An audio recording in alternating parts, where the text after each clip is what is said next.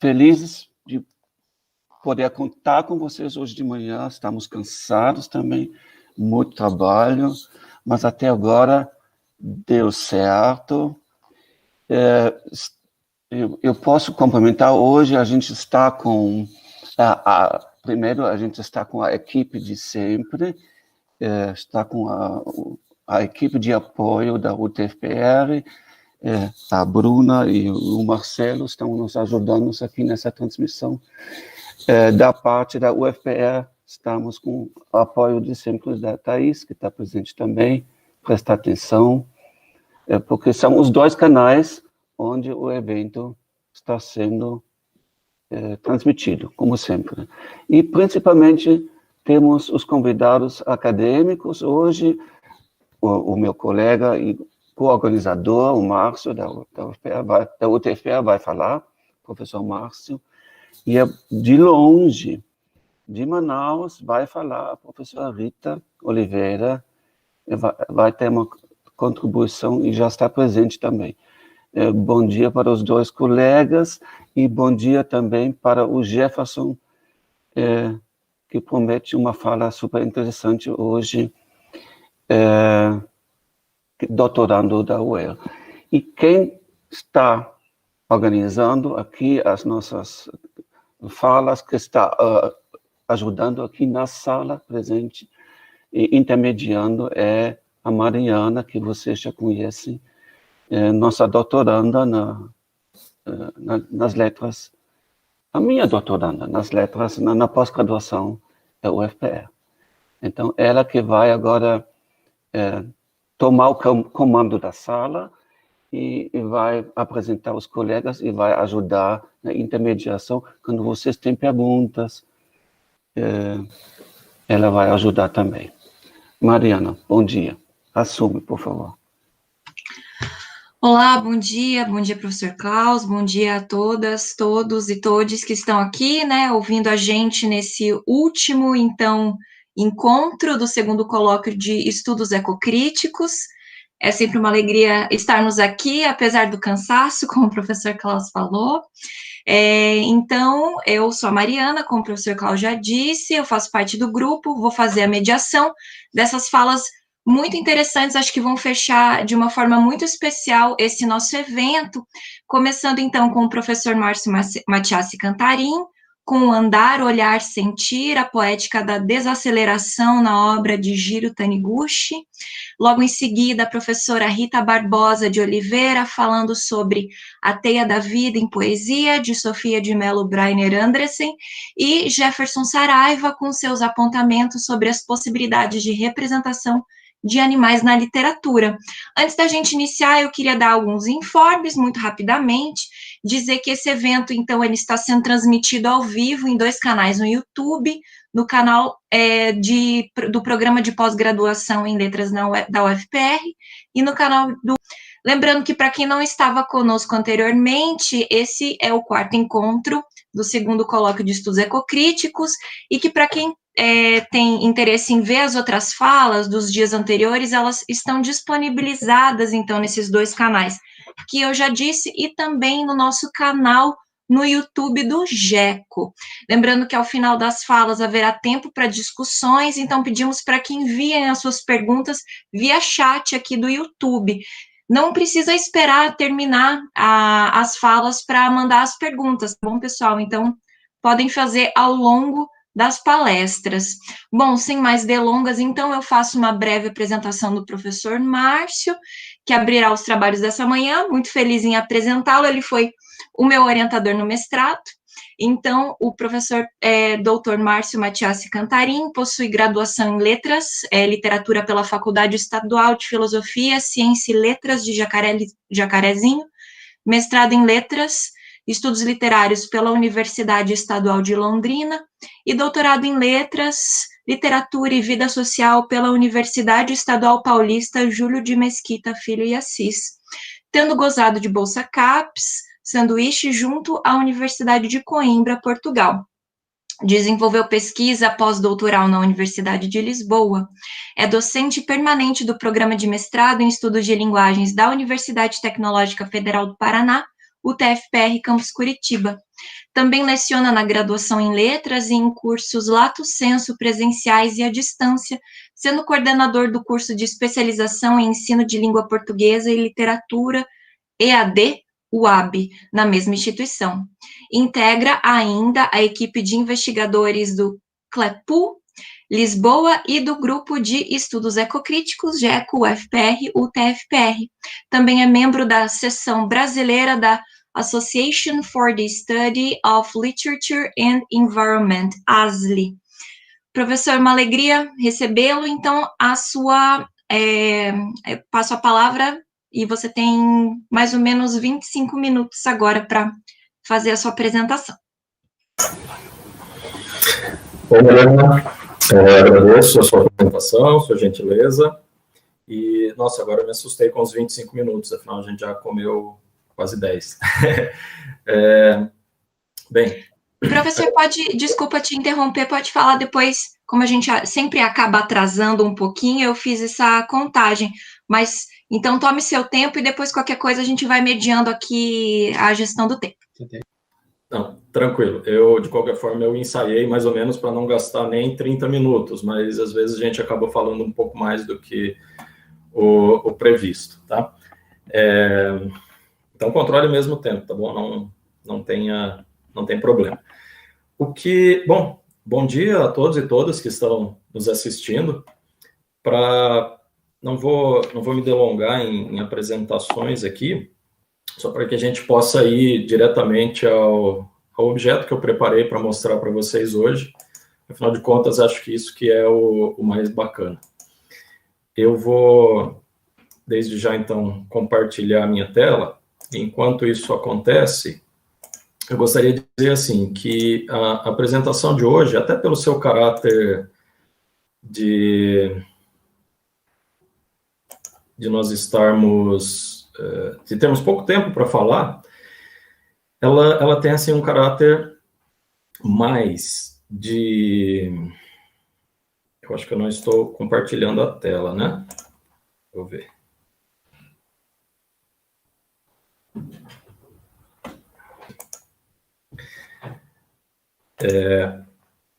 Essa apresentação que eu escolhi fazer hoje tem mais um caráter de compartilhar com vocês uma experiência de leitura que eu tive com esse objeto que eu trago aqui, né? Então, mais do que um estudo aprofundado, é mais essa experiência de leitura mesmo que eu gostaria de compartilhar. Uma vez que, embora eu tenha lido bastante não, uns 4 ou 5 livros pensando nessa apresentação, pensando especificamente nessa obra, que não vai se limitar só a essa apresentação, mas começo a escrever um ensaio sobre ela, né? Eu acho que o dia de hoje ainda, os meus estudos são incipientes, de modo que eu quero mais lançar algumas impressões e para ver, né, fazer um diálogo com vocês a respeito disso, para lançar algumas ideias. Quem sabe algum mestrando se interesse em fazer um trabalho sobre isso, o que seria bastante interessante. Tá? Até porque é a primeira vez que eu vou falar de um mangá. Né?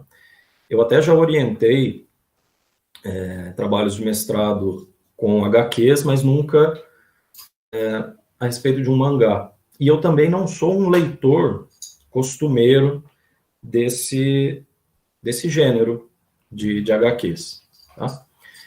Bom, eu preparei essa apresentação aqui para vocês como se fosse um mangá. Então, vocês vão notar que ela vai se abrir ao contrário, de trás para frente, tá bom?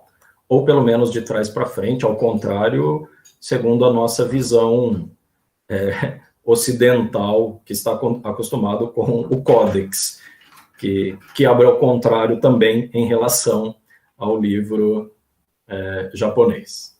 Ok?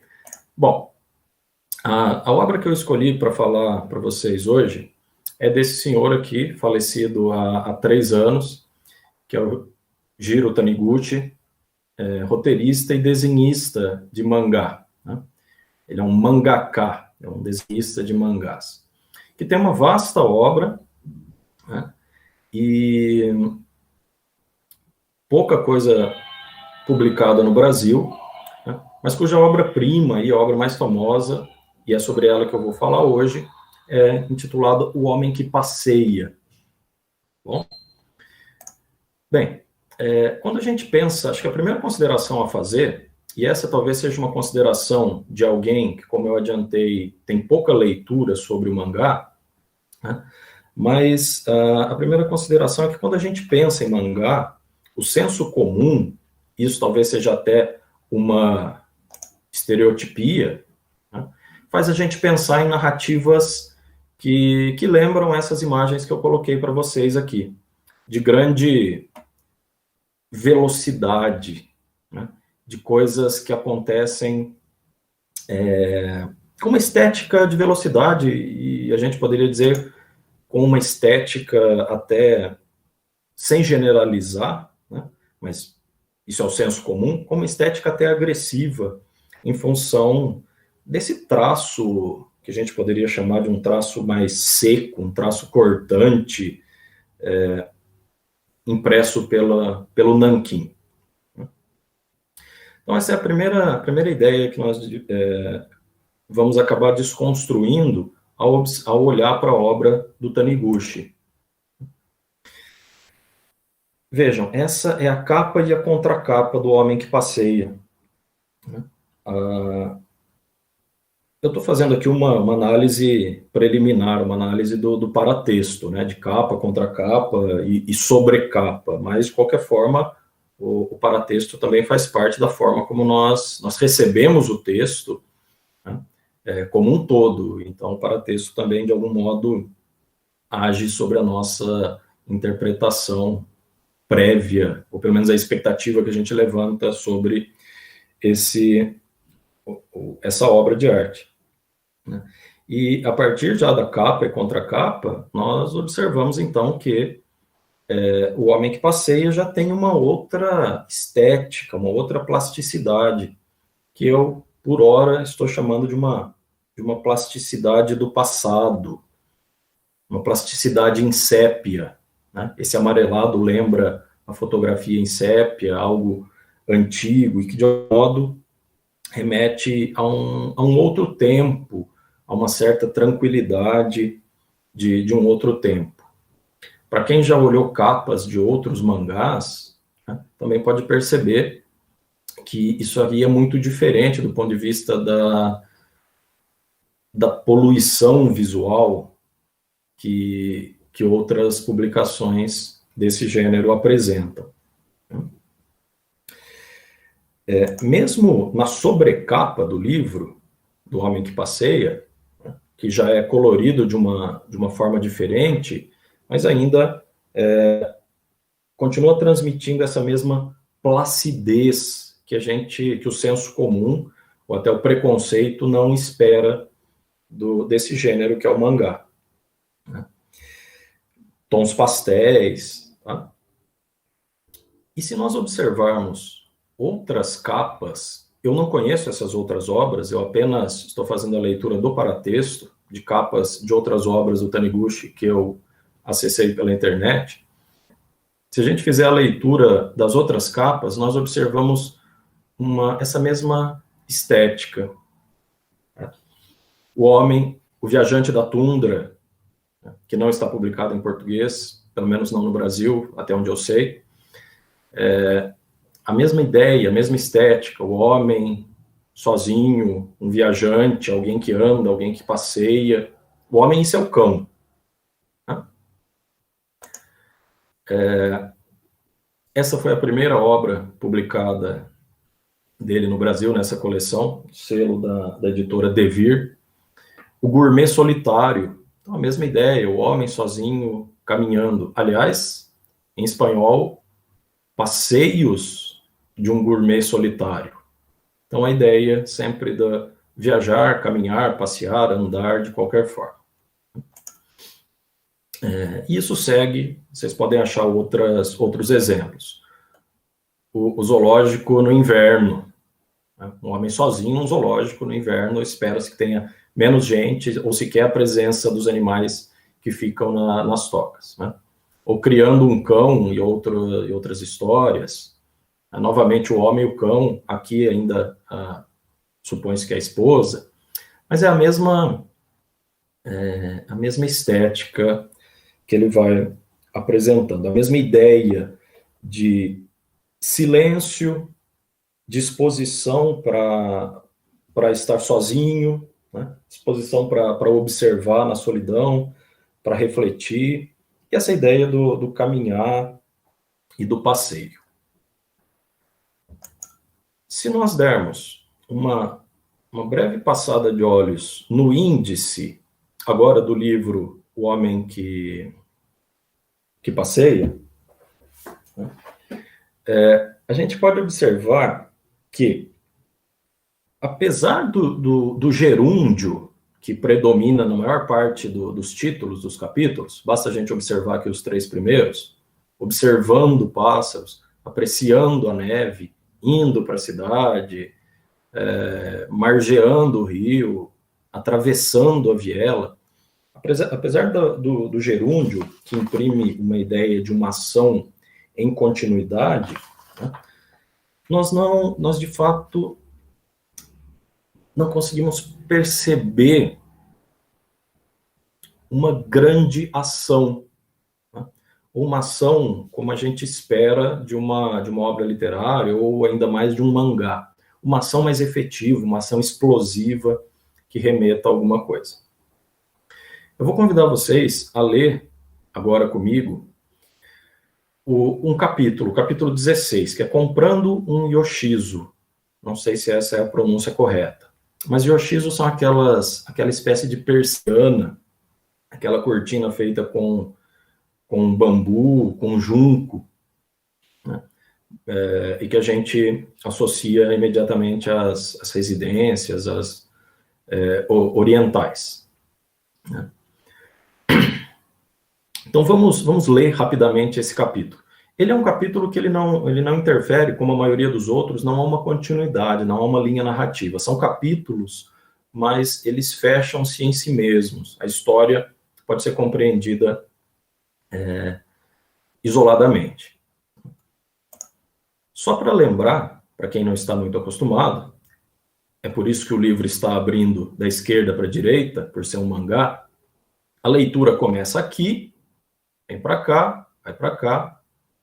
Tá? É o contrário do padrão que nós estamos mais acostumados. Então, eu vou tentar, para efeito do tempo, direcionar a leitura de vocês aqui com o mouse. Conforme eu mudar o mouse, vocês leem acompanhando o mouse, tá bom?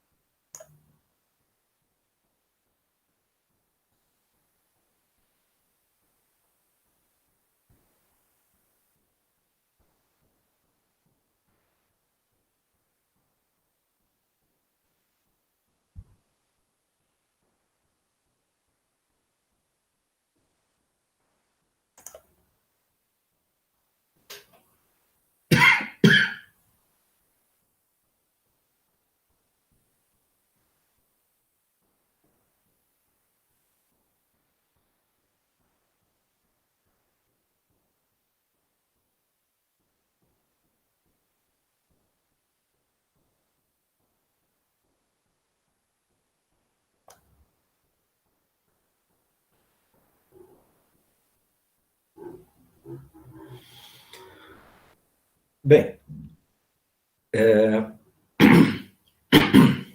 desculpe. Esse é o capítulo 16, e que, como eu disse, é uma história fechada em si. Perdão. A primeira coisa a gente observar é que não há nenhum diálogo, nenhum som, talvez uma ou outra onomatopeia perdida ali por meio. Alguns outros capítulos que têm pequenos diálogos, mas a absoluta maioria deles também faz uso dessa economia do aspecto verbal. Eu induzi aqui a leitura de vocês, por questão de tempo, passando o mouse rapidamente. Eu não sei o que vocês sentiram, né? Mas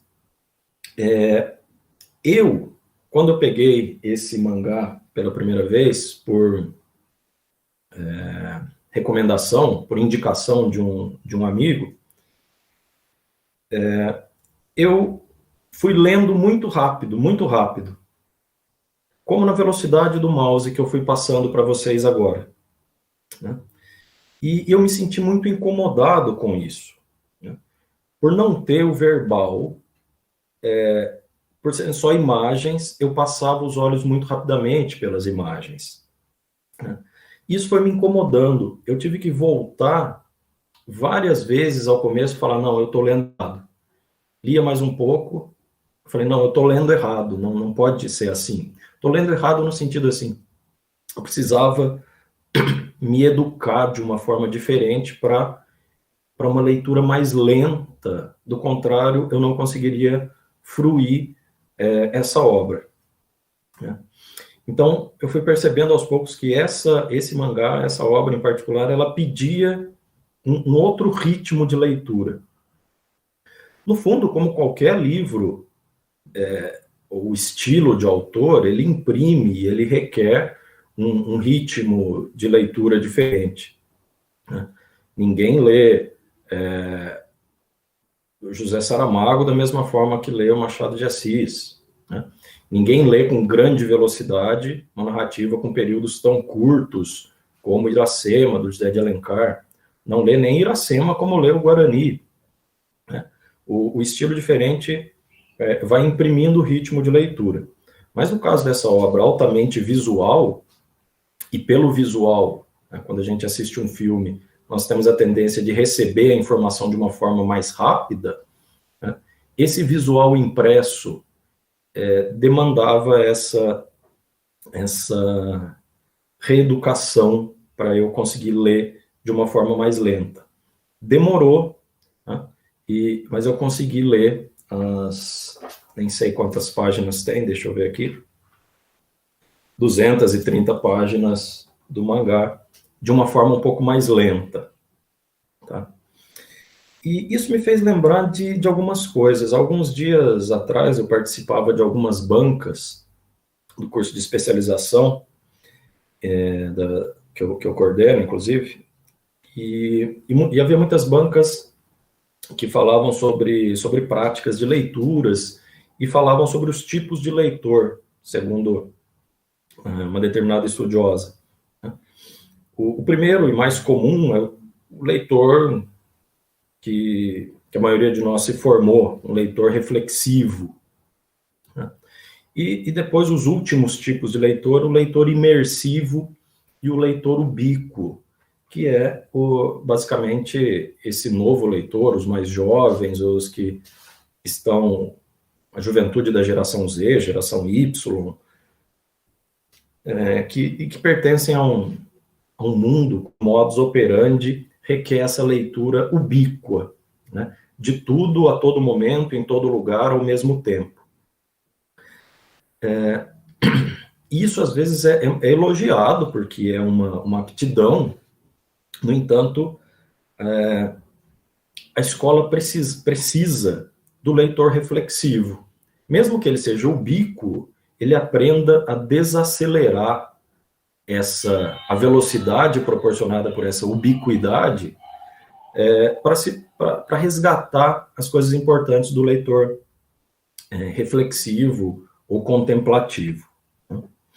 Eu também me lembrei daí de um velho padre que, em determinado momento, chegou lá na cidadezinha do interior de São Paulo, onde eu morava, e fez uma proposta diferente para os fiéis daquela cidade, para ler a Bíblia de acordo com um método, com uma ferramenta de leitura diferente, que é uma ferramenta de leitura chamada de Lessio Divina, a leitura divina, ou a leitura orante, que supunha 4 passos: ler, meditar, orar e contemplar. E é daí que eu tirei o título, a ideia do título dessa comunicação, que é andar, olhar, sentir. Embora um colega tenha dito, você tirou isso aqui do livro Comer, Rezar e Amar? Eu falei, não, era da prática da Lessio Divina. Bom, o fato é que mesmo o leitor que a gente pensa que seja ideal para leitor da escola, para leitura acadêmica, que é o leitor reflexivo de arte como essa, ainda que prescinda do textual, seja uma narrativa construída basicamente pelas imagens, a gente espera um conflito, nó, o clímax, o desfecho, né? Algo que nessa obra, para mim, se apresenta de uma forma muito borrada, né? Essas fronteiras comuns da narrativa, que a gente espera um início, depois o desenvolvimento de um conflito, o clímax e o desfecho, né? Repito, aparecem com uma sequência, uma intensidade, para usar uma palavra que eu já usei aqui, amarelecida. Né? As fronteiras são um pouco nítidas e mal definidas. Acho que mal definidas não é uma boa palavra, mas elas são diferentes, né, em relação ao nó, ao clímax, ao conflito das narrativas com as quais nós estamos mais acostumados. E a gente precisa disso. Eu ficava tentando achar um mínimo conflito que fosse ter um complicador para a história, né? Mas isso não aparece, né? as poucas coisas, por exemplo, um dia voltando da biblioteca à noite, a personagem, que não tem nome, vê uma piscina pública que está fechada. Aliás, ele já via da janela da biblioteca essa piscina enquanto ele estava fazendo uma pesquisa. Mas quando ele sai da biblioteca, o clube já fechou. E ele invade, ele pula aqui. Agora vai acontecer alguma coisa, está começando a haver uma certa complicação, né? Mas não acontece nada. Ele nada, relaxa, aproveita a noite e vai embora para casa muito tranquilamente e feliz. Quando passeando com seu cachorro, as crianças que jogavam a bola quebram o óculos dele, você imagina que possa acontecer algum conflito, o início de algum conflito, um desenvolvimento diferente, mas não, as crianças pedem desculpas, ele fala, tudo bem, tranquilo, ficou até mais legal olhar o mundo de uma forma diferente, com os meus óculos quebrados, porque agora eu vejo diferente, embaçado, ou com a imagem quebradiça. Então, no livro, ele andava, e só andava, e não acontecia nada. Essa ideia de que não acontece nada, ele só anda, não há complicação nenhuma, né? O mínimo de complicação que a gente pode, aliás, o máximo de complicação que a gente pode observar nessa obra é uma complicação semelhante a uma borboleta pousando numa flor em algum haiku do Basho. Quando ele está deitado aproveitando a sombra de uma cerejeira e de repente aparece uma mulher que faz o mesmo e começa a falar ao lado dele. Eu quero achar uma complicação aqui onde eu destaquei, mas eu não sei se eu que fiquei tentando achar um conflito ou se ele existe. Porque o máximo que a gente observa é isso, esse rosto, que é muito ambíguo, que às vezes me parece que ele está simplesmente entediado ou contrariado, porque afinal ele estava quietinho ali, deitado na sombra, e apareceu uma mulher que fez a mesma coisa e ficou falando do lado dele. Ou, e isso já seria algum indício de complicação, que talvez aqui nesse destaque o rosto dele pareça levemente atraído por aquela mulher, e ele é um homem casado. Mas não acontece nada. Ele vai embora e deixa a mulher sozinha ali. A expressão mais dramática que nós encontramos na história toda é essa expressão aqui, que é a expressão que ele tem quando ele avista um pássaro diferente. Na verdade, não é um pássaro diferente, é um pássaro muito comum, mas que ele nunca tinha... que ele via, mas não enxergava. A partir do momento em que ele passa a olhar de um modo diferente, é que ele enxerga a ave que sempre estava ali. E essa é a máxima expressão do que seria uma tensão que existe, né, nessa história. Bom, o que eu percebi, então? Que eu não poderia escrever um artigo, um ensaio, ou nem fazer essa apresentação pensando por meio do aparato da crítica literária que eu aprendi, né, que a maioria de nós aprendeu, que é uma crítica literária de origem europeia e americana, né? Ou seja, a crítica literária aqui não estava ajudando muito. Não sei se eu pensasse, obviamente, na questão do Flaner, de Baudelaire, né?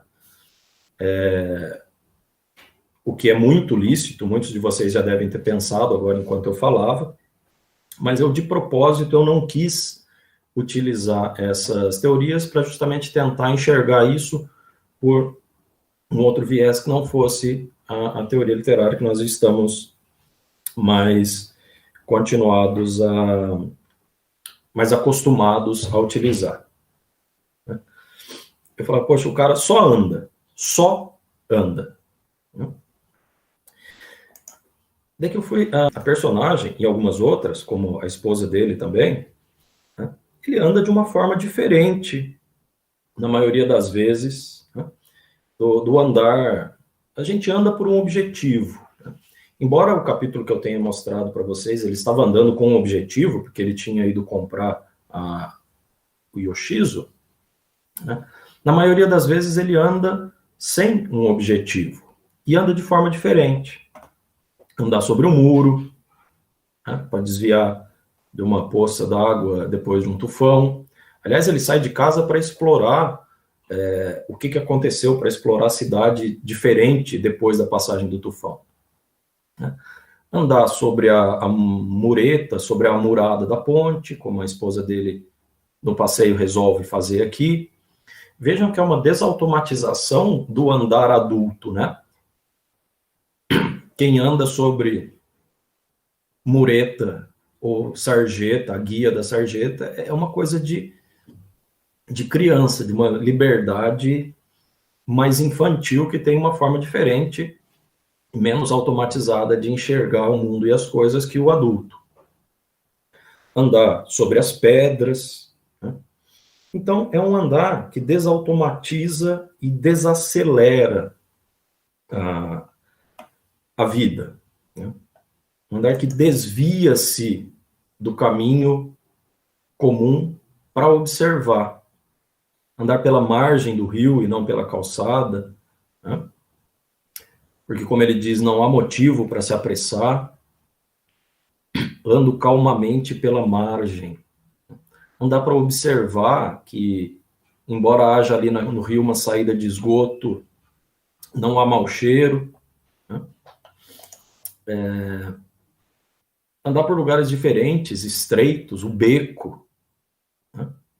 E tudo isso com o objetivo de perceber, ao fim das contas, de chegar, de obter uma nova percepção do tempo. Né? Que é que nesses lugares o tempo anda mais devagar. E só percebe isso aquele que, assim como essa personagem, se dispõe a andar fora dos trilhos, né? Que não tem medo de se perder, que se deixa perder, como aqui nos destaques. Né? Quando dei por mim, estava completamente perdido. Em outra história, em outro capítulo, eu perco um pouco a noção de direção.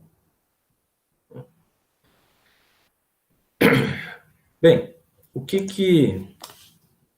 se ganha não em só andar, mas em andar dessa forma, fora do caminho, né? Bom, ao ajudar as crianças a pegarem o brinquedo que ficou preso na árvore, você ganha uma nova perspectiva, ou ao andar no mesmo ritmo de uma outra pessoa desconhecida com quem você cruza na rua, você ganha a cumplicidade, e a gente pode supor uma amizade com esse desconhecido, né? É o caso dessa página aqui. Ou você ganha uma lição inusitada de um pescador, quando você pergunta que peixe você pesca aqui, e ele diz, não sei, eu prefiro nem fisgar nada, eu só gosto de ficar aqui nesse lugar. Ou ainda, perdão, repetir essa página, ou ainda a simples expressão de gratidão de uma desconhecida a quem você ajudou a encontrar, ou a quem você deu uma informação.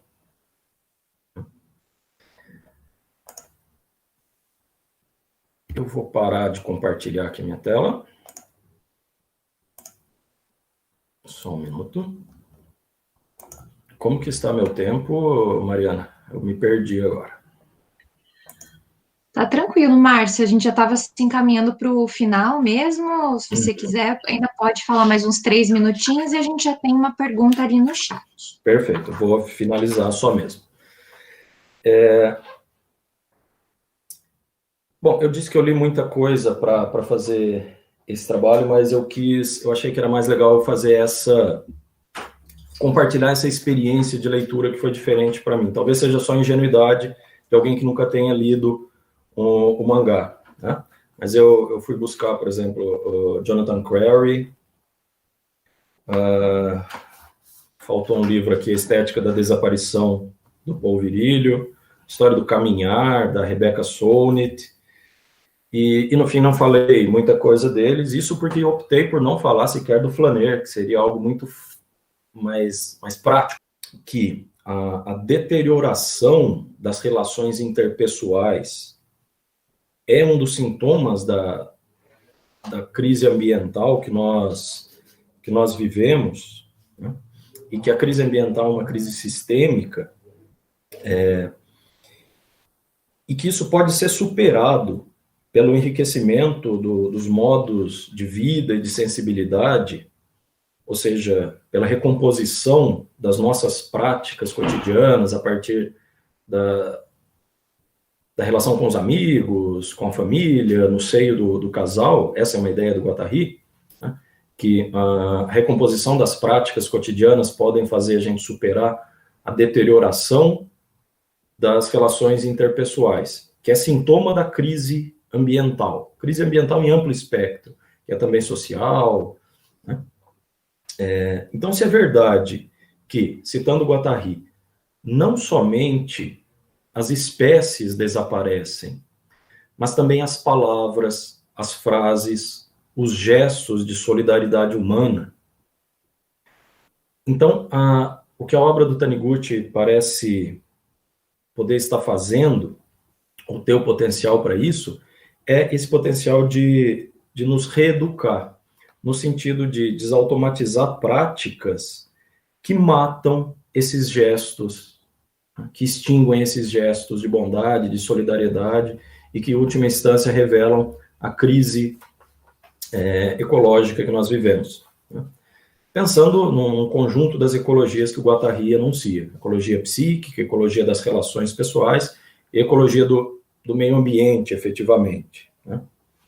Pensando assim, né, no enriquecimento da praxis cotidiana, que pode ser uma saída para começar a reverter essas crises todas, né, é que o livro do Taniguchi nos ajuda a pensar em andar por caminhos incomuns, e principalmente andar com o espírito disponível a enxergar de uma forma diferente, né? A olhar por outras perspectivas e a sentir a partir das novas experiências proporcionadas por essas duas ações anteriores, de andar e olhar, né? Poder-se, então, acrescentar um quarto verbo ao título, que era andar, olhar e sentir, para ficar com 4 passos, assim como a Lécio Divina. Redimensionar as práticas ecológicas, e aqui eu penso no ecológico em amplo espectro, né, do oikos, da casa, repensar as práticas que nós temos no nosso viver, na nossa casa comum, repensar as práticas ecológicas do sujeito em relação a si próprio, em relação aos outros seres que coabitam com ele, a cidade e o mundo. Tá bom? É isso. Obrigado pela atenção. Márcio, muito obrigada por essa fala e, enfim, por essa leitura, experiência de leitura, né? Eu acho que, pensando aqui muito rapidamente, é inevitável a gente pensar no Marcovaldo, né? Que foi a obra que eu estudei no mestrado e que a gente, enfim, leu tanto e comentou tanto, né? Esse personagem do Calvino, e não só ele, né? Como também aquele do Barão das Árvores, que vai morar, né?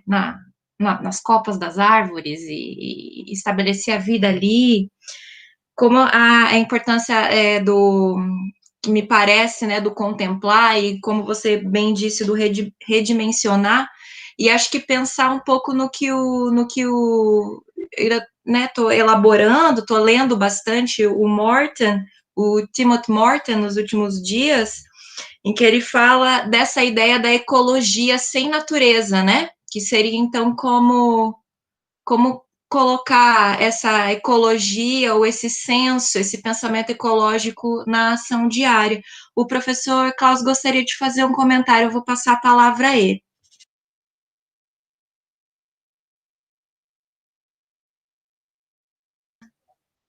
Acho que está sem áudio, professor. Obrigado, a gente esquece dessa. Tem perguntas do público também, né? Não quero interferir aqui. Mas já que já estou falando, vou aproveitar, então, cumprimentar. Eu achei muito legal, Márcio, essa leitura acompanhada, que um jeito diferente de apresentar um livro, mas como se trata de um mangá, dá para fazer assim. E a gente se acostuma. Acho muito agradável. Essa leitura deixou transparecer um pouco o espírito da coisa, o espírito do próprio mangá.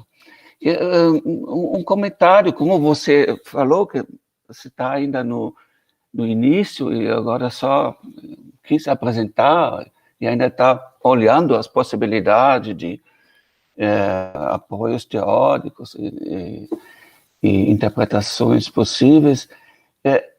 Obviamente, a gente está no universo japonês, de estética japonesa, né?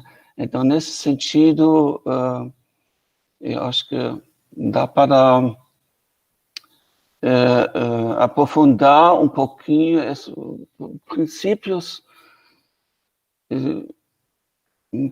básicos da estética japonesa que a gente conhece, como simplicidade, também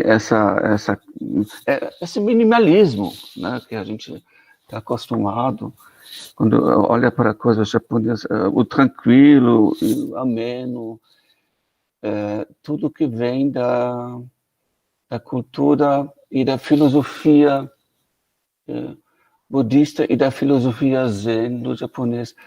Parece que está presente ali. Eu acho muito mais adequado do que só para pensar junto com você, né, que poderia ajudar ali na interpretação, mais adequado do que, por exemplo, um flaneur de Baudelaire, que está num contexto bem diferente, no Paris do século XIX. E mesmo assim, eu acho que é muito adequado fazer uma interpretação ecocrítica nesse sentido. Uma interpretação ecocrítica que tenta entrar um pouquinho no mundo da estética japonesa. Isso aí.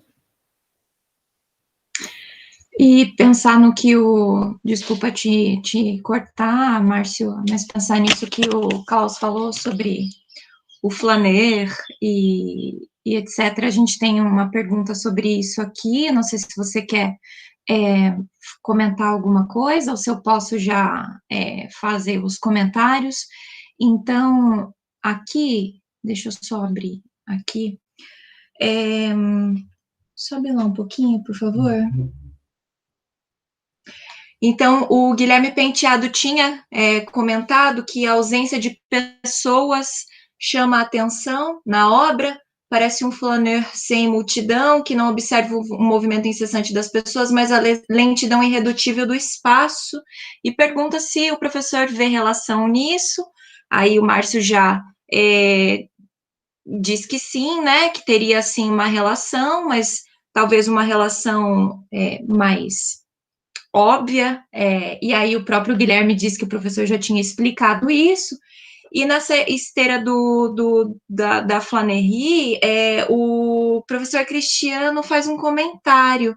Podemos pensar, quem sabe, numa fissura da noção francesa de flaneur, por meio do caminhar improdutivo mais comum aos escritores de haikais, por exemplo, uma espécie de revisão cartográfica da Flanery.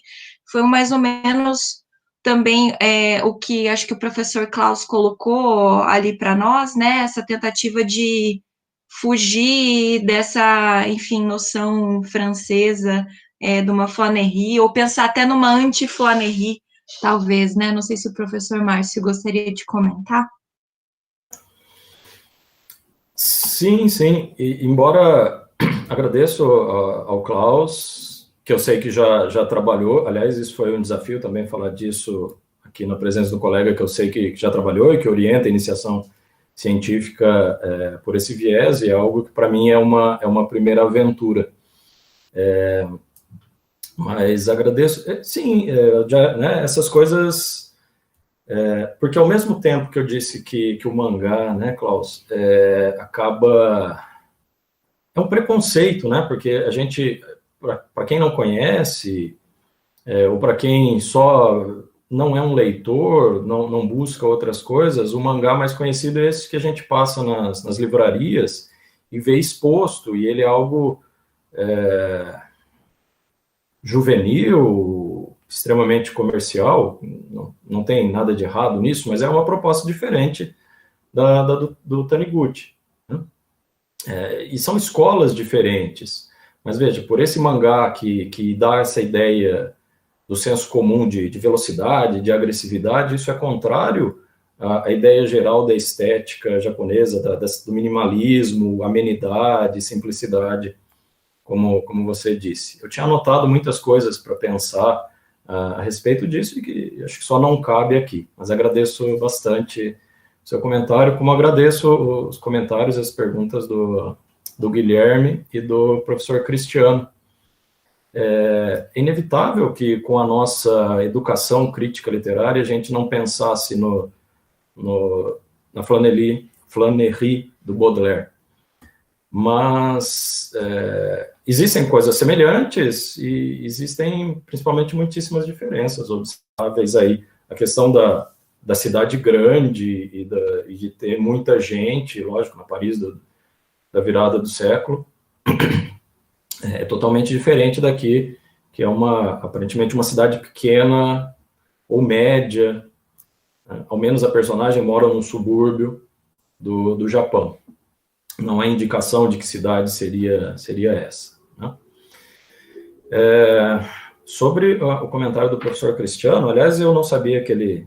Hoje eu não estou acompanhando aqui com 2 computadores, porque como eu ia falar, eu quis me concentrar só aqui na minha tela, e as outras semanas eu estava vendo quem estava assistindo e observando os canais, eu não sabia que o professor Cristiano estava aí assistindo. Obrigado por privilegiar. Eu gostaria de dizer que o colega que me indicou a leitura do Taniguchi foi justamente o professor Cristiano de Sales, a quem eu já falei. Depois que eu fizer essa apresentação, vamos escrever alguma coisa juntos? Porque senão eu iria sentir que eu roubei a indicação que ele me deu do mangá do Taniguchi. Então, agora está feito um convite ao vivo e gravado aqui. Nós temos que escrever algo juntos sobre isso, Cristiano. E se você está me perguntando se a gente pode pensar numa nova cartografia da flânerie, então nós pensamos juntos isso depois. Me parece que sim. Né? Se a gente quiser usar um termo, cooptar um termo europeu, tá bom?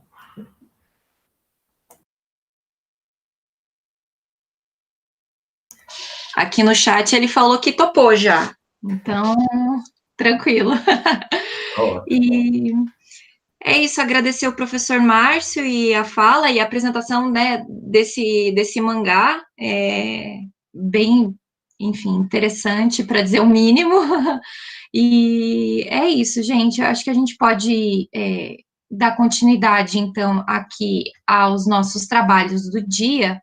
E só para avisar para quem está vendo a gente agora que o link para a certificação foi liberada, tá, pessoal? Então, quem quiser já pode acessar aqui o link colocado no chat para receber o certificado do dia de hoje, das falas de hoje.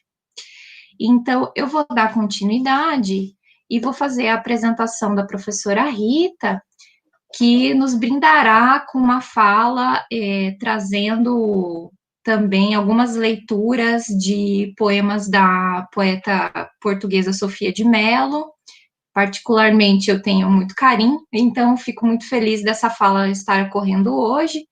Então, vou fazer a apresentação da professora Rita Barbosa de Oliveira, que é professora do curso de Letras, Língua e Literatura Portuguesa e do Programa de Pós-Graduação em Letras da Universidade Federal do Amazonas. Foi professora do ensino fundamental e médio entre 1983 e 2002. É autora do livro Sofia, Poema de Mil Faces Transbordantes, resultado de sua tese defendida na PUC-Rio sob a orientação de Alexandre Montauri. É líder do GPLIP, Grupo de Estudos e Pesquisas em Literaturas de Língua Portuguesa, no qual tem realizado, junto com outros pesquisadores, projetos sobre a literatura no Amazonas, a partir dos quais surgiram as publicações A Literatura no Amazonas, volumes 1 e 2, Casulos de Imagens e Espaços Convergentes, Literatura, Memória Cultural e Arte. Professora Rita, seja muito bem-vinda e nós aguardamos, então, a sua fala pelos próximos, mais ou menos, de 30 a 35 minutos. Bom dia a todos. Eu agradeço, em primeiro lugar, eu cumprimento o professor Klaus Egensberger, junto com os demais organizadores desse segundo colóquio de estudos ecocríticos. Agradeço ao professor Márcio Cantarim, pelo convite para eu participar desse evento. E desejo um bom dia a todos, Espero que todos gostem de ouvir um pouco sobre a Sofia. Essa apresentação decorre de um estudo preliminar sobre as imagens, as referências, as alusões, a ecologia, no primeiro livro de Sofia, intitulado Poesia.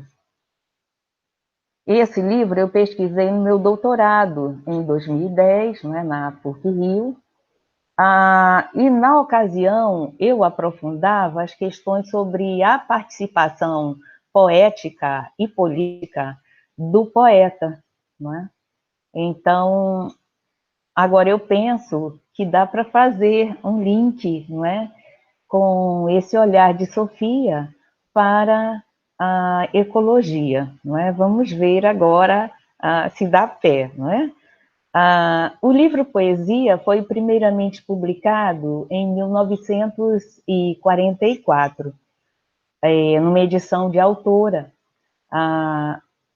Temos que pensar que a década de 40 apresenta, então, um contexto de ascensão de governos e de ditadura na Europa, e é o contexto da Segunda Guerra Mundial.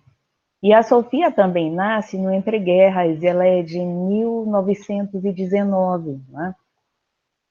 A Sofia participava de maneira discreta, por causa da ditadura, Ela participava de alguns movimentos em defesa de presos políticos, por exemplo. Então, esse livro, Poesia, que é o primeiro livro da Sofia de Mello Breiner, ele carrega esses sofrimentos da catástrofe, ao mesmo tempo, se formos verificar, a maioria dos poemas, eles são mais sobre dar a ver ou mostrar para o leitor a beleza do mundo, Muito mais do que poemas em que Sofia critica a postura do homem de estar separado do mundo, do cosmos. Eu escolhi 4 poemas para comentar aqui com vocês, e eu peço para a equipe apresentar o primeiro, mostrar na tela o primeiro, para nós lermos. É o Jardim Perdido.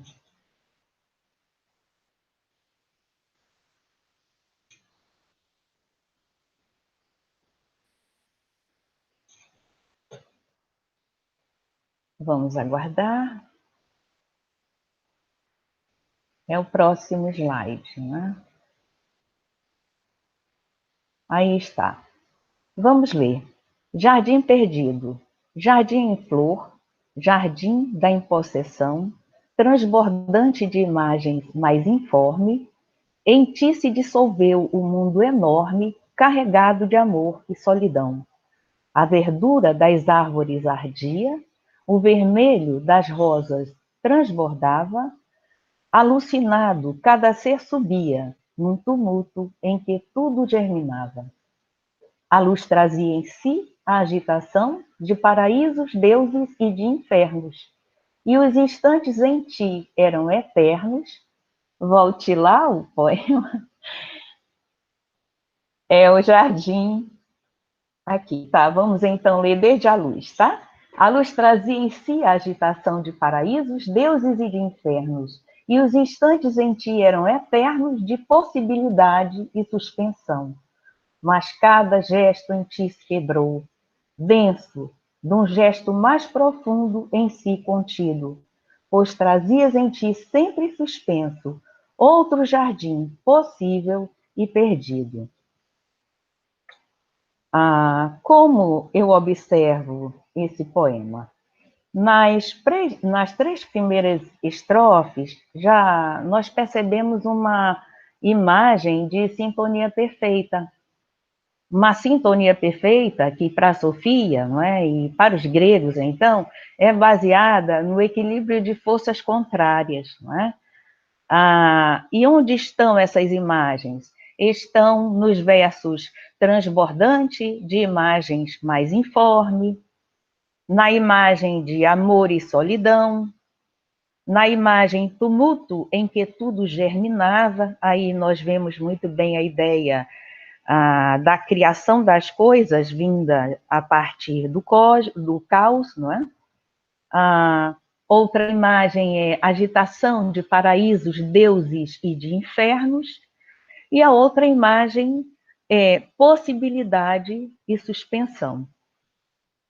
Na terceira estrofe é mostrada a ruptura dessa sintonia perfeita, não é? Desse jardim que agora está perdido.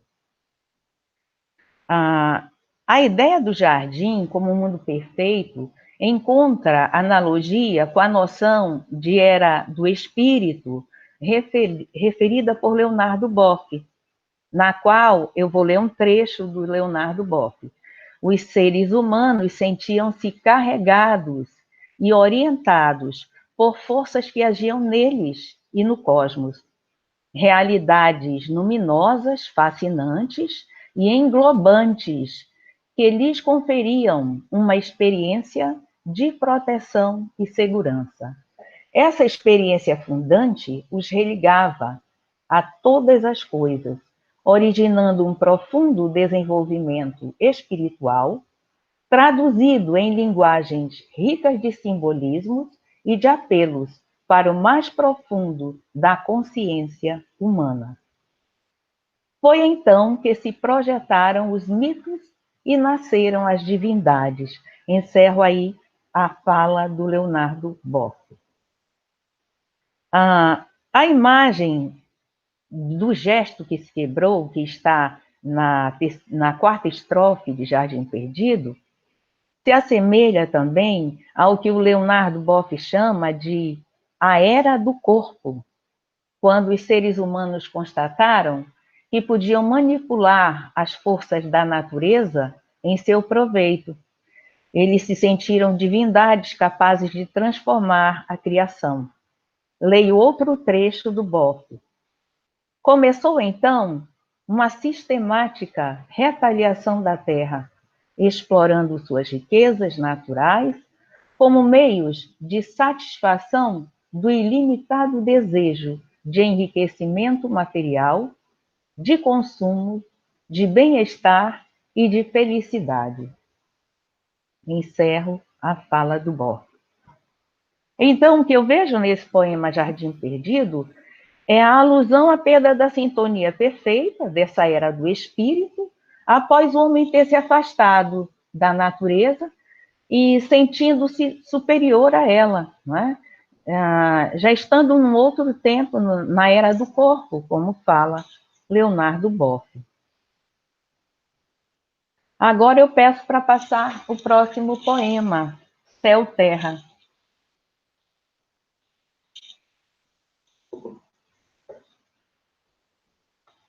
Ok.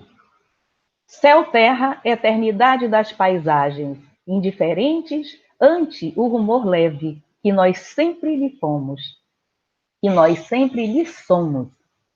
Vento breve, heróis e deuses, trágicas passagens, cuja tragédia mesma nada inscreve na perfeição completa das imagens. Todo o nosso tumulto é menos forte do que o eterno perfil de uma montanha. Cala-se a terra ao nosso amor. Olha que esse poema tem uma dramaticidade, não é? Muito forte.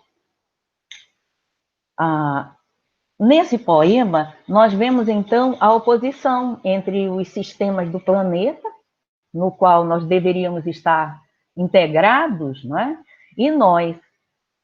Os sistemas da Terra são apontados nas imagens do céu, da terra, das paisagens, e correspondem no poema ao que está escrito como perfeição completa das imagens. Também aparece a imagem de eterno perfil da montanha. Então, aí, nós vemos essa ideia de integração, de mundo perfeito para a Sofia. Agora, nós somos marcados pelas imagens de rumor leve, vento breve, nossos heróis deuses, histórias trágicas, nossos tumultos, não é? Essa oposição aponta para o fato de que os sistemas do planeta são indiferentes a nós, seres humanos, por causa do desequilíbrio por nós provocados, não é? Pela falta de integração nossa com os outros sistemas. Os dois últimos versos desse poema sintetizam ou reiteram as imagens de oposição que predominam em todo esse poema. E vem com uma carga irônica. Eu vou ler os dois últimos versos. Cala-se a terra ao nosso amor estranha. Talvez um dia embale a nossa morte.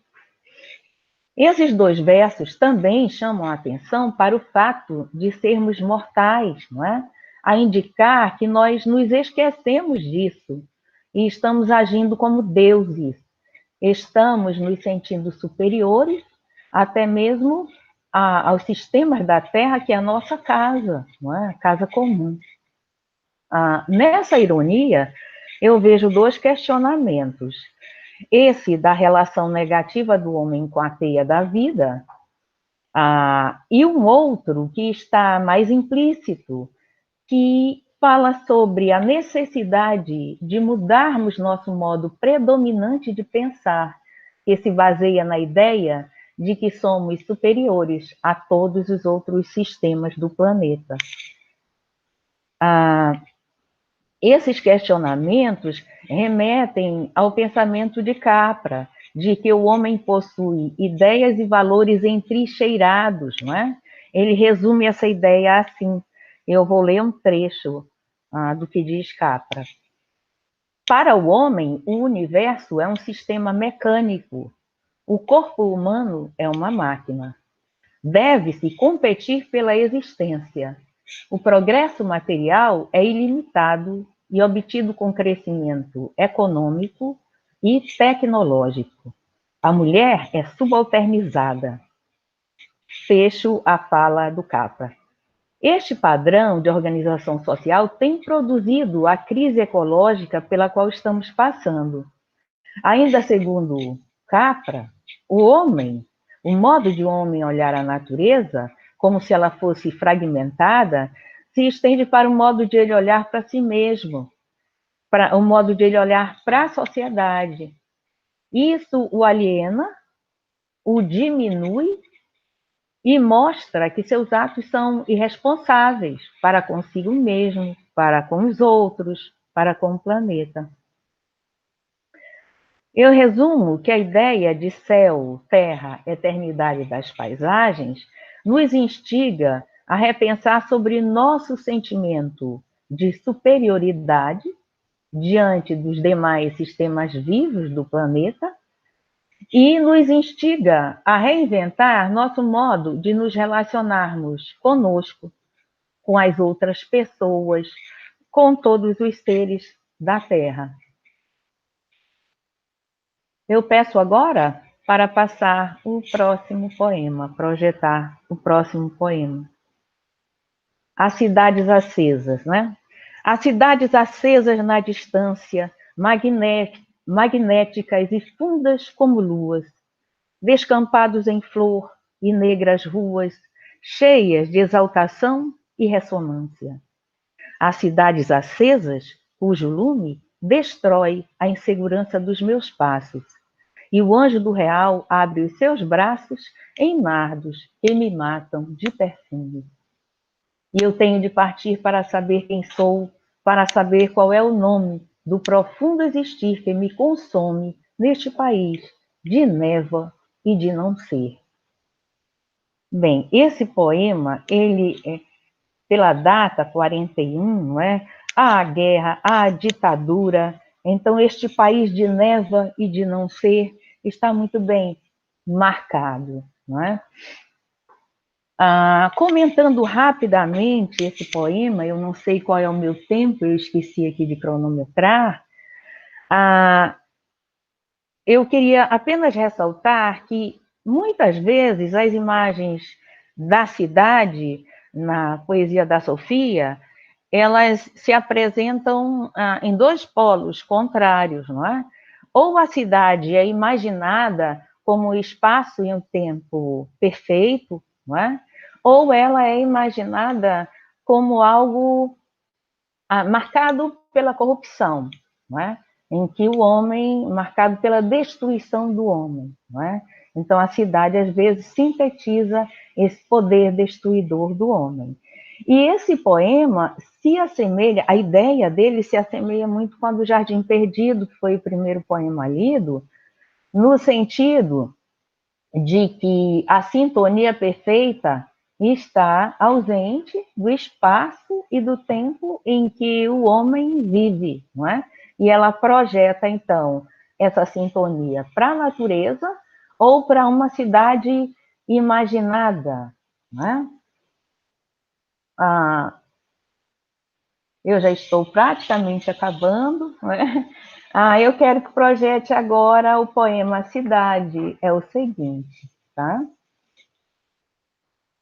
Vejam a diferença desta cidade para a anterior. Cidade, rumor e vai e vem sem paz das ruas, ó vida suja, hostil, inutilmente gasta, saber que existe o mar e as praias nuas, montanhas sem nome e planícies vastas, que o mais vasto desejo. E eu estou em ti fechada, e apenas vejo os muros e as paredes, e não vejo nem o crescer do mar, nem o mudar das luas. Saber que tomas em ti a minha vida e que arrastas pela sombra das paredes a minha alma que fora prometida às ondas brancas e às florestas verdes. Geralmente a Sofia termina os poemas assim de maneira belíssima, não é? Uma espécie de chave de ouro, não é? Que nos faz refletir, não é? Sobre essa mensagem. Então, o que eu destaco nesse poema? Nos dois primeiros versos dessa primeira estrofe, é gerada a sensação de falta de ar, não é? De sufoco, de prisão provocada por um tipo de cidade que é marcada por um ritmo negativamente intenso e sem sentido.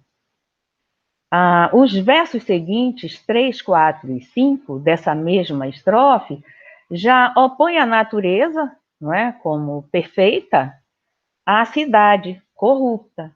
Então, ela diz: saber que existe o mar e as praias nuas, montanhas sem nome e planícies mais vastas que o mais vasto desejo. Olhem aí a oposição, não é? Os versos seguintes, 6, 7 e 8, reforçam essa ideia, sendo que agora começa a oposição pela cidade e depois vem a natureza. E eu estou em ti fechada e apenas vejo os muros e as paredes. Né? Então, aí a cidade. Né? E não vejo, rapidamente aqui, e não vejo nem o crescer do mar, nem o mudar das luas. Então, olha aí a natureza como perfeição. Né? A segunda estrofe reitera a ideia de prisão provocada pela cidade, agora com uma imagem que domina a vida do sujeito do poema, impregna até a sua alma. Né? Então, os dois últimos versos dessa segunda estrofe mostram o desequilíbrio que se instalou na cidade, pois a cidade arrasta a alma do sujeito, né? Essa alma que fora prometida às ondas brancas e às florestas verdes. Né? Então, vejam que imagem também bonita. Né? O que eu quero destacar desse poema é que essa descrição da cidade leva a pensar também sobre o que afirma Capra, de que nossas percepções, nossas maneiras de pensar, nossos valores podem ocorrer por dois processos que deveriam estar integrados, não é? O de autoafirmação e o de integração. Sendo que ele diz, aí eu leio um trecho do Capra, se olharmos para a nossa cultura industrial ocidental, veremos que enfatizamos em excesso as tendências autoafirmativas e negligenciamos as integrativas. Ele elenca como tendências autoafirmativas o racionalismo, a análise, a redução, a linearidade, a expansão, a competitividade, a quantidade, a dominação. Nas tendências integrativas, ele relaciona a intuição, a síntese, o olhar holístico, a não linearidade, a ideia de conservação, cooperação, o olhar para a coisa vendo a sua qualidade e a partilha. Diante desse cenário, Capra diz que é necessário, não é, realizar algo que ele diz que já está ocorrendo, que é a mudança do paradigma baseado na autoafirmação. Mas ele ressalta que essa mudança é dificultada pelo medo existencial que essa perspectiva gera, por causa da hierarquia, da organização social, que é predominantemente autoafirmativa. Contra essa hierarquia, Capra propõe a rede que embasa o processo de integração, que ele diz que é também o fundamento da ecologia. O que eu observo nesse poema Cidade é que a ideia de integração, a ideia de rede, é aludida pelas imagens de que o sujeito do poema sente que os excessos no ritmo de vida na cidade anulam o seu vínculo espiritual com o todo, com os outros sistemas do planeta. Eu já estou finalizando, tá certo? Mas deixa aí esse poema. Eu ressalto que esse foi, assim, um primeiro olhar para a presença, então, da ecologia no primeiro livro de Sofia, não é? Sendo mesmo assim instigada pelo professor Márcio Cantarim. E o ponto de partida dessa instigação foi eu fazer uma espécie de roteiro, e que eu apresento agora como uma conclusão preliminar, não é? Dessa minha leitura. Então, eu vejo que há referências à ideia da teia da vida, na poesia de Sofia, nesse primeiro livro, Poesia, relacionada com a ideia da Sofia Andresen de que nós vivemos num mundo belo ordenado. Ela diz isso, não é? que é formado pelo equilíbrio tenso entre caos e cosmos, mas que nós mesmos rompemos com esse contrato, não é? Com essa teia. Também eu vejo que as ideias sobre a teia da vida, na obra de Sofia, aí isso é de um modo amplo, ela possui um caráter religioso, mas é um religioso não apenas cristão, porque Sofia era católica, de ir à missa, não é? De contestar a ditadura por meio da Igreja Católica, que vocês sabem foi uma igreja que respaldou a ditadura de Salazar, não é? Então, esse caráter religioso, ele é mais ampliado, ele é espiritual, não é? No sentido de que ele nos faz concentrar a atenção para as coisas, para os outros de diferentes culturas, e assim nos faz refletir sobre a necessidade de partilharmos a vida, de não ficarmos fechados nos nossos grupos, não é? Com licença. Tá. Continuando. Também essa ideia da teia da vida, e isso eu acho que é predominante na poesia de Sofia, converge para a ecosofia, proposta por Guattari em As Três Ecologias, livro já mostrado pelo professor Márcio Cantarim há pouco. Para Guattari, a ecosofia é a articulação ético, político e estética entre os registros mental, social e ambiental. E esses registros devem ser reorientados, não é? Ou devem reorientar os objetivos da produção de bens materiais e imateriais, não é? Aí eu leio um trecho do Guattari. Esta revolução deve concernir, portanto, não só as relações de forças visíveis em grande escala, mas também aos domínios moleculares de sensibilidade, de inteligência e de desejo. Passando aqui, eu termino essa minha apresentação, não é? Esboçada, então, com um poema de Sofia, já que eu apresentei aqui poemas da Sofia, em que ela critica essa ruptura com a teia da vida provocada pelo homem, não é? Pelo seu sentimento de superioridade. Nesse mesmo livro de poesia, há vários poemas em que ela mostra o homem em perfeita sintonia com a teia da vida, com o cosmos, não é? E mostrando que o homem é múltiplo, que o homem tem e preserva a sua origem divina. Apenas ele esqueceu, não é? Ele promoveu a ruptura e se esqueceu disso. Então eu vou ler o poema. Evoé Bacchus. Evoé Deus, que nos deste a vida e o vinho, e nele os homens encontraram o sabor do sol e da resina. Avisar a senhora, professora, para ajeitar um pouquinho a câmera, para que a gente possa vê-la com mais nitidez. Assim, Isso, não é? Desculpe. Perfeito, tá ótimo. Então, só para avisar que nós tivemos comentários aqui no chat muito carinhosos para sua pessoa.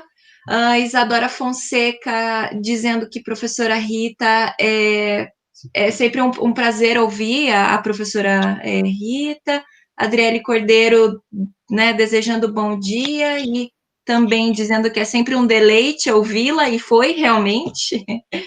E a Priscila Prado, nossa colega aqui do grupo, dizendo que sempre há mais algum poema ou poemas de Sofia que não conhecíamos, ou sobre o qual não nos debruçáramos. Que bom!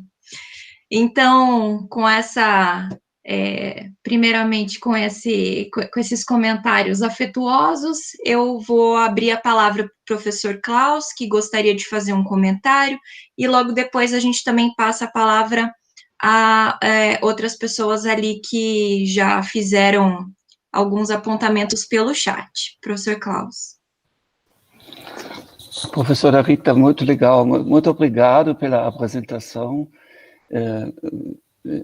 Mesmo sabendo um ou outro poema, já tinha lido um ou outro poema, esse contexto que a senhora aqui apresentou,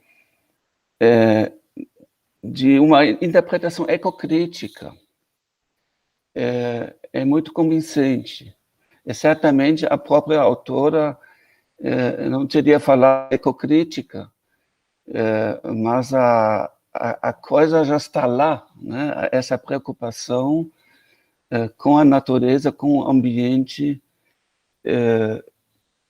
que ela mostra, está nítida, né? E às vezes precisa só ser resgatada, né? Tematizada, e daí a palavra ecocrítica ajuda bastante. Nesse sentido, achei muito convincente a sua interpretação. Eu tenho uma pergunta específica, um comentário específico a respeito do poema Cidade, do penúltimo poema que mostrou aqui para nós. Eu já li esse poema uma vez, acho que a Mariana me mostrou esse poema, ela tinha um projeto também sobre essa poeta, e eu me perguntei na época também, que cidade ela tinha em mente em 38, final dos anos 30, uma cidade portuguesa. Bom, como todo mundo sabe, a maior cidade só poderia ser Lisboa, ou, às vezes ela pensou em Porto, ou pensou numa cidade em geral, uma cidade lusófona, mas são todas cidades, principalmente cidades nos anos 30, bem diferentes das cidades grandes de hoje, que a gente conhece na Europa. Portugal dos anos 30 é um país muito à margem ainda. São cidades bem pacatas e pacíficas, comparando com a realidade que conhecemos hoje, por exemplo, aqui de Curitiba, ou da sua cidade também. Muito mais pacíficas do que qualquer coisa que a gente conhece. Então, eu tenho a impressão que ela não se refere tanto a uma realidade material, de uma paisagem urbana real, mas ela fala de uma certa tradição super antiga, latina, do bucólico em contraste, da pastoral em contraste à urbs romana, que principalmente os poetas do auge, pensando em Virgílio, por exemplo, que certamente ela conhecia, né, essa tradição, desenvolveram essa ideia de a cidade é corrupta, ou como ela diz aqui, o vai-vem na rua, a vida corrupta, e do outro lado, o oposto é a vida pacífica no campo.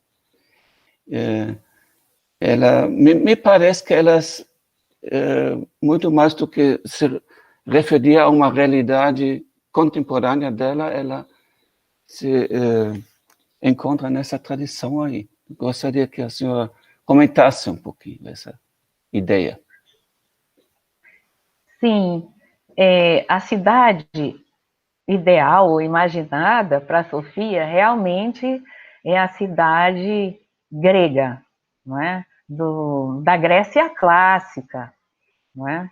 Ela possui um livro de ensaio chamado Nu na Antiguidade Clássica, onde ela vai mostrar, e realmente essa cidade, ela é constituída assim, por uma organização, por uma arquitetura, ela elogia muito a arquitetura de uma cidade, não é? A sua funcionalidade, então, e ela alia a organização da cidade ao modo justo de viver, daí a Grécia clássica, não é? Agora, esta cidade suja do poema, ela possui uma referência muito forte à ditadura de Salazar, não é? Veja que ela é hostil, não é? É a vida que é suja, muito mais do que a parte física da cidade, não é? Ela está destacando essa hostilidade, não é? Essa sujeira que representava, então, ou que representa em todos os tempos a ditadura, não é? Aí, nesse sentido, a cidade está ampliada para todas as cidades onde há essa injustiça, não é? Agora, quando, ao longo da poesia de Sofia, e quando eu fiz a pesquisa, eu pesquisei muito as entrevistas dela, ela critica especificamente Lisboa. Ela morou muito tempo em Lisboa, não é? Também dividiu a vida ali com a cidade do Porto, porque a sua família era quase toda do Porto, inclusive a família doou muito do seu patrimônio para a cidade do Porto, não é? E ela acha que Lisboa foi construída lá no tempo, então, do Marquês de Pombal, pronto, não é? Foi planejada, foi muito bem articulada. E com essas construções modernas, com essas adaptações que vêm surgindo, a cidade ficou assim desequilibrada. Ela diz, ora, tiraram ali de um espaço, de um quarteirão, casas que estavam mesmo em ruínas, não dava mais para recuperar. Porque não põe uma fonte, não é? Essa fonte iria, por meio dessa água, renovar o ar e tal. Então, em vários artigos, ela comenta, ela critica demais a cidade de Lisboa, né?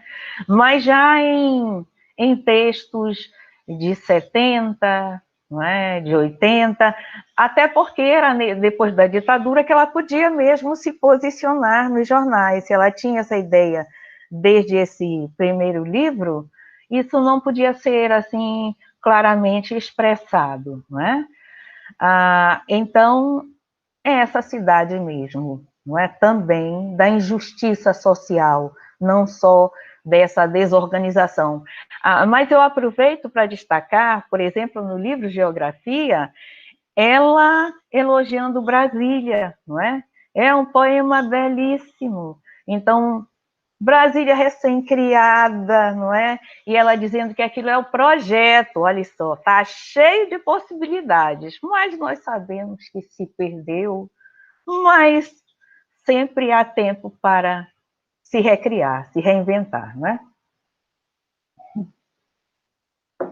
É isso, não é? Não sei se eu respondi a toda a questão.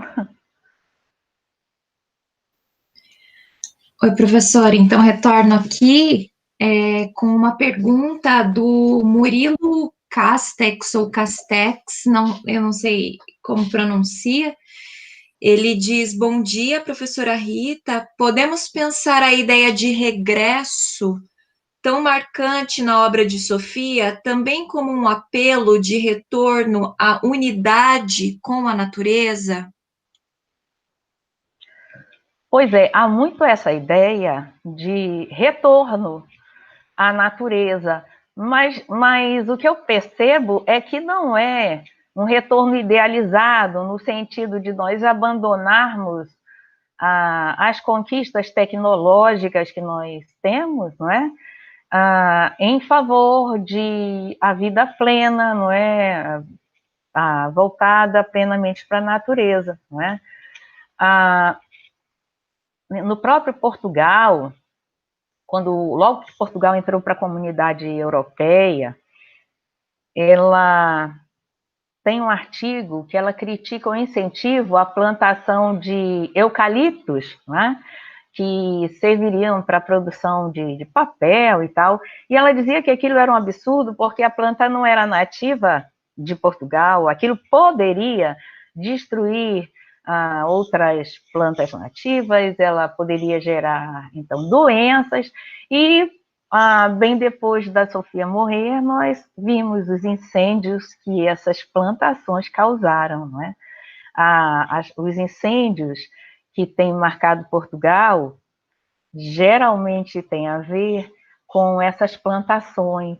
E dizem os portugueses que o eucalipto é, então, uma planta muito seca, muito facilmente propícia a incendiar, não é? Tá, então, nesse sentido, eu li só até o nome das coisas quando eu fiz a minha dissertação. Depois é que eu li o Búzio de Cós e Musa por causa de uma iniciação científica. O que eu observo na poesia de Sofia, a respeito dessa ideia de retorno, de regresso, é a de que nós temos de nos reinventarmos, ou ela usa um outro termo, sabe? Ela diz que nós temos de buscar a sintonia perfeita com o mundo belo ordenado. Ela usa muito esses dois termos, sintonia perfeita e mundo belo ordenado, no sentido de que temos que não é, valorizar também a natureza, não ficarmos apenas concentrados no consumo, não é, excessivo. Ontem eu estava lendo um trecho a respeito dessa ideia, dessa necessidade de mudança na Sofia, não é? Na ideia de Sofia, em que ela está numa entrevista e a pessoa pergunta a ela como foi sua experiência como membro da Assembleia Constituinte, não é? Em 1975. Aí ela diz assim, depois daquela experiência, eu percebi que a minha missão é escrever poesia. E ela conta uma experiência de que voltava da Assembleia a pé, estava em Lisboa, não é? Volta para sua casa a pé. E ela disse que ia parando, olhando a vida, ela era muito contemplativa, não é?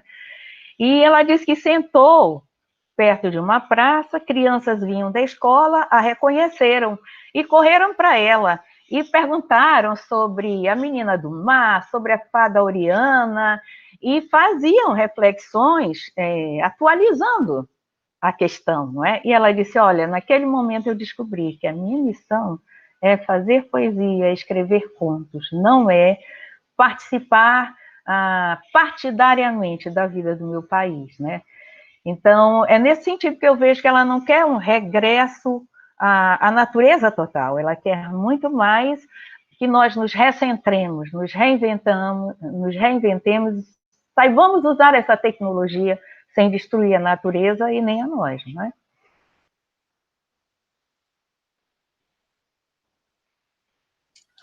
Perfeito, professora. Até porque quando a gente fala em regresso, né? Que regresso seria esse? A que modo de vida? Sendo que há tantos outros modos de vida ainda no nosso mundo, né? Há tantos outros mundos dentro desse mundo que a gente conhece. Então, acredito que seja interessante a gente pensar nessa questão do regresso, mas aqui regresso, como a professora falou, é isso, né? Ao se reconectar, ao se entender parte dessa, enfim, desse mundo, dessa natureza que não é desassociada, né, do nosso próprio existir, da nossa própria existência. Isso me fez lembrar de um texto muito bonito dela, que até está publicado aqui no Escamandro. Eu gostaria de finalizar com ele, se a professora me permitir. Por favor. Que ela coloca... A Sofia é sempre bem-vinda. Sempre. Ela fala, pois a poesia busca o verdadeiro estar do homem na terra e não pode, por isso, alhear-se dessa forma do estar na terra que a política é. Assim como busca a relação verdadeira do homem com a árvore ou com o rio, o poeta busca a relação verdadeira com os outros homens. Isto o obriga a buscar o que é justo, isto o implica naquela busca de justiça que a política é. Então, acho que é uma boa fala para a gente terminar, finalizar a sua, né, professora? Muito que muito nos brindou nessa manhã de sábado. E acho que agora, sem mais perguntas aqui nos chats, e também encerrando aqui as perguntas na própria sala do Meet, eu gostaria de dar andamento, então, à nossa última apresentação do dia, que vai ocorrer de uma forma um pouco diferente, pessoal. Então, essa última fala, que será do Jefferson Saraiva, doutorando ali da UEL, ela não vai ser gravada, ok? Então, por isso, nós vamos disponibilizar para vocês aqui no chat das transmissões no YouTube o link da sala em que estamos aqui no Google Meet, ok? Para que vocês possam acompanhar essa última fala conosco por aqui. Então, nós vamos aguardar mais ou menos em torno de uns 3 minutinhos até esperar que todos migrem para cá e fazemos o convite para vocês virem com a gente aqui para o Meet e ouvir a última fala do Jefferson, que se intitula Apontamentos sobre as possibilidades de representação de animais na literatura. Então, encerramos, portanto, a nossa transmissão ao vivo aqui pelo YouTube e agradecemos a todas, todes e todos que nos acompanharam por esses 4 fins de semana consecutivos, né, pessoal? Então, agradecemos e encerramos, então, a nossa transmissão e vamos continuar aqui fazendo de novo, reiterando o convite para que vocês estejam conosco aqui no Meet. Até mais.